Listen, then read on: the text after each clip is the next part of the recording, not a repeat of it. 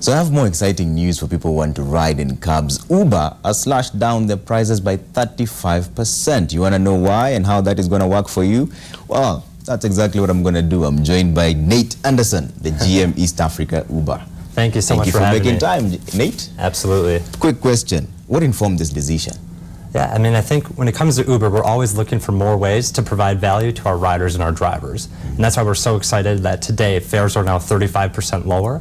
That means that there's going to be more demand for drivers, meaning more trips, less time being idle, and ultimately a chance for increased profits. And then on the rider side, it's obvious. You're going to be able to move around Nairobi for less, right? And for actually a lot of people, Uber might become cheaper than owning a car. Oh, that is interesting. Yeah. But now the question then is, does that affect how much the drivers earn and the owners of the vehicles as well?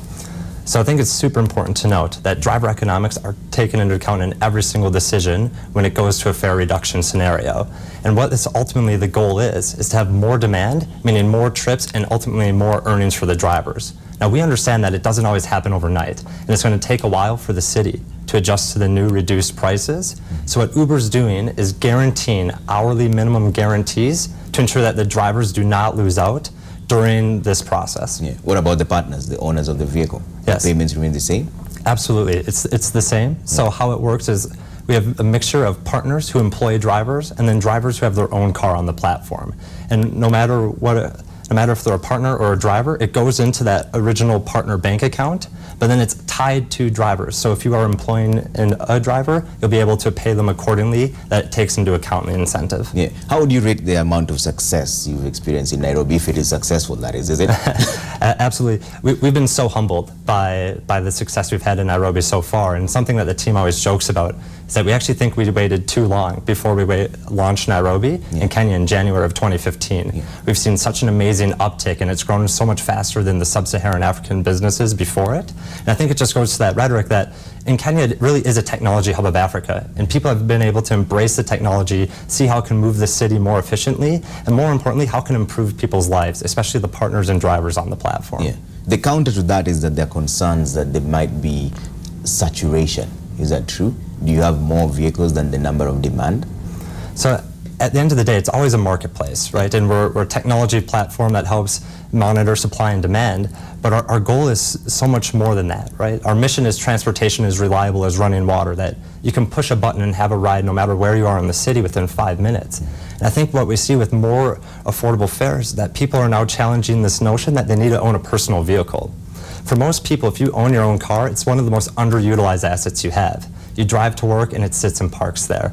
And then you drive home and it sits at your home. And so actually 95% of that time, the car's sitting idle. And what's unfortunate there is then we have to dedicate so much of the city space to parking spaces. And what Uber's saying is that if we can create a system that's so efficient that people are always moving, we can share cars, right, to ultimately help lead to reduced congestion in the future and less part of the city that has to be focused on parking spots. Yeah. One of the main concerns, and I know you've seen this even in the news and you've experienced it, is security issues.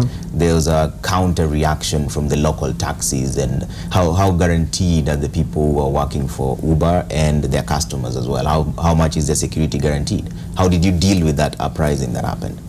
Trust and safety are so paramount to the platform. And even when it starts, there's so many background checks and screening processes before even that training and a driver gets on the road. And then we also have a lot of different technology features, right, to ensure better safety and more transparency throughout the trip. Right, and not going to hide, there were incidents that happened earlier this year. I think the good news is that they were isolated and that we were able to find and open up communication channels to put them to an end. And I'm excited to say that we haven't had more incidents since earlier this year. Yeah. And what are you doing to ensure that these local taxis can also be incorporated into Uber? Because essentially they were reacting to the stiff competition that Uber is offering. Yeah, and I think back in February and March, that's where these communication lines started to open up. There's a lot of misconceptions about, is Uber an open technology platform or not? And we are. And we encourage more and more taxis to utilize Uber's technology as a way to increase their profits. And what ended up happening after those incidents in February and March is a lot more taxis started joining the platform. And actually a very interesting statistic now is actually over 50% of all Uber drivers are former taxi now. What is the bigger picture for Uber? Are you trying to empower the drivers or is the owners of the car? Because there are some allegations that you intend to give loans to taxi drivers, local taxi drivers, to own their own vehicles. Yeah. How far is that? So earlier this year, we announced a deal with City and Bank, a 10 billion shilling credit facility that provided very good loans to top-rated Uber drivers. Because ultimately our goal is to get more drivers to own their own cars, to become partners and be their own entrepreneurs. And it was something that really resonated with City and Bank and who have been a great partner in helping us get cars on the road. So we have multiple cars from that deal that are on the road today. Hundreds of drivers are in the application process as we speak. Are you under pressure from the other rival applications? There's Dandia, there's little cabs coming up from Safaricom. I think at the end of the day, Uber doesn't make any decisions based on competition. Everything we do is we look at how can we add more value to the rider and driver and help further ingrain ourselves into the city to make it smarter and more efficient. But at the end of the day, we love competition. Competition is great because it means that companies have to innovate and find more ways to provide value to riders and drivers, which usually means lower fares for riders and higher earnings for drivers. All right. Thanks for making time, Nate. All right. Are you living here using an Uber? Absolutely. I hope you are too. Thanks for making time, Nate. Nate Anderson, East African GM Uber, speaking to me about Uber being slashed their prices by 35%.